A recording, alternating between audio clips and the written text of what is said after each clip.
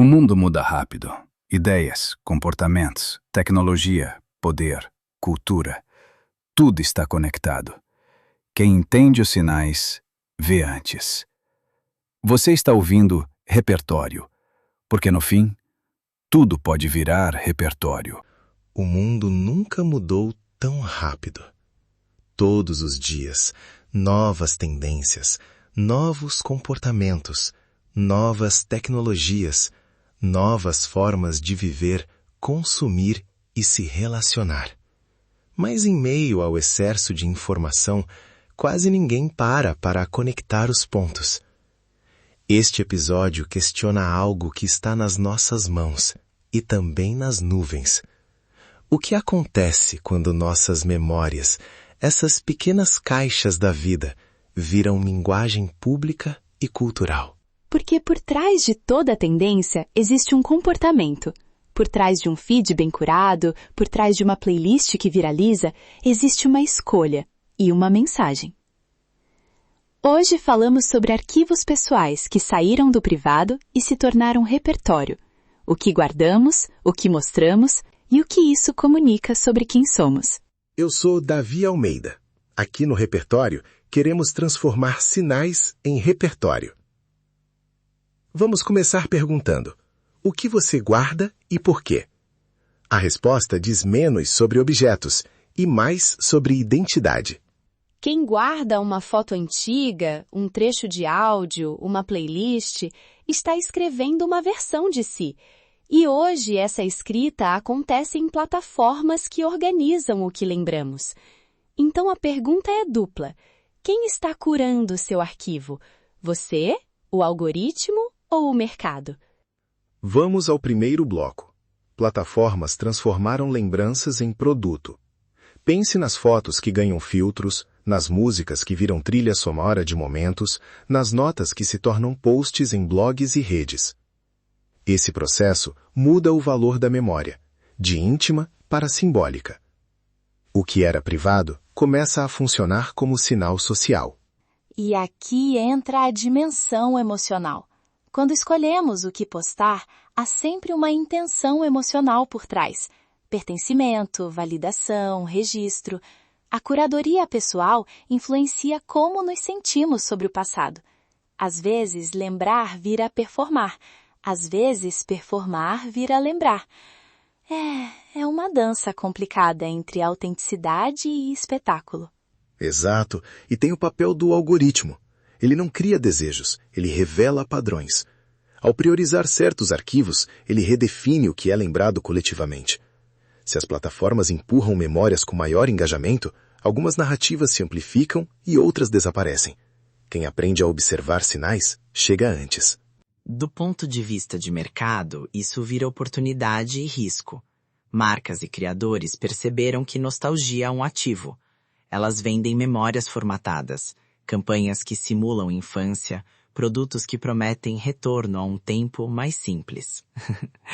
O novo luxo é ter controle do próprio tempo e da própria narrativa. Mas aí surge uma tensão ética importante. Quando uma memória vira a estratégia de marca, quem decide a versão oficial do passado? Isso impacta famílias, comunidades e identidades marginalizadas que já têm pouca voz na construção da memória coletiva. Certo. Vamos cruzar esses pontos. Tecnologia, economia da atenção e poder simbólico. A tecnologia amplifica. A economia da atenção transforma lembranças em moeda. E quem controla o arquivo tem vantagem simbólica. A memória, antes íntima, passa a ser capital cultural. Isso explica por que algumas pessoas e marcas investem pesado em curadoria. Status deixou de ser ostentação, virou curadoria. As pessoas compram percepção antes de produto. Uma playlist bem construída, um arquivo familiar organizado com cuidado, uma bio que resume trajetória, tudo isso comunica competência e gosto.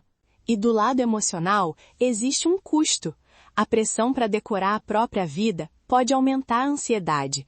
O arquivamento performativo corrói momentos, porque estamos ocupados documentando, em vez de vivendo. Como equilibrar presença e memória curada? Hora dos exemplos práticos. Primeiro, uma família que usou IA para organizar fotos antigas. Eles deixaram a ferramenta sugerir agrupamentos por rosto e contexto e descobriram histórias esquecidas. O benefício foi reconectar gerações, mas também precisaram revisar erros e enviesamentos que a IA introduziu.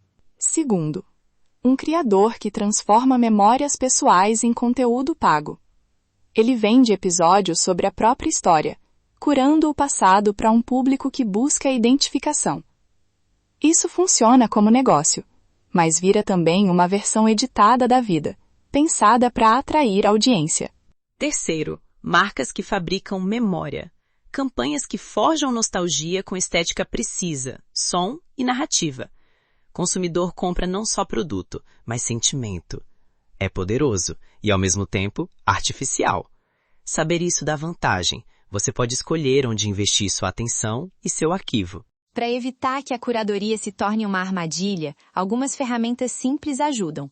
Limites claros sobre o que compartilhar, criar arquivos privados e backups fora das plataformas, documentar com intenção, não por obrigação, e revisar periodicamente o que você guardou. A estética pode ser linguagem, mas não precisa substituir a profundidade. Uma sugestão tática. Mantenha um arquivo consenso. Um lugar privado com categorias que façam sentido para você. Legado, aprendizado, humor, falhas. Selecione externamente o que merece ser público. Quem aprende a observar sinais, chega antes. E quem escolhe, preserva a agência sobre a própria história. Antes de encerrar, uma provocação prática. Quem tem direito de editar sua memória quando os algoritmos já fazem isso por você? Se o feed decide quais memórias reaparecem, até que ponto controlamos nossa narrativa? E mais, quando a memória vira repertório, o que você deixa de fora também fala. O silêncio no arquivo é uma escolha que diz muito sobre pertencimento e poder. Por isso, a prática de curar o próprio arquivo tem consequência política e cultural, mesmo que pareça pessoal. Pergunta provocativa final. Se hoje suas memórias podem ser amplificadas, editadas e vendidas, quem deveria ter a última palavra sobre o seu arquivo pessoal? A resposta não é só técnica, é ética, e depende do que você quer que o seu repertório seja. Se essa conversa te fez repensar uma foto, uma playlist ou uma caixa de lembranças, convidamos você a agir. Compartilhe este episódio, marque alguém que guarda memórias valiosas e poste uma lembrança curada com a hashtag #MeuArquivoRepertório, pra gente ver como lembranças viram linguagem. Eu sou Davi Almeida. Eu sou Maitê Vasconcelos. E eu sou Ronaldo. Obrigado por ouvir e por cuidar do seu arquivo. Se isso te fez pensar, já virou repertório. Se isso te fez pensar, já virou repertório. Até o próximo episódio.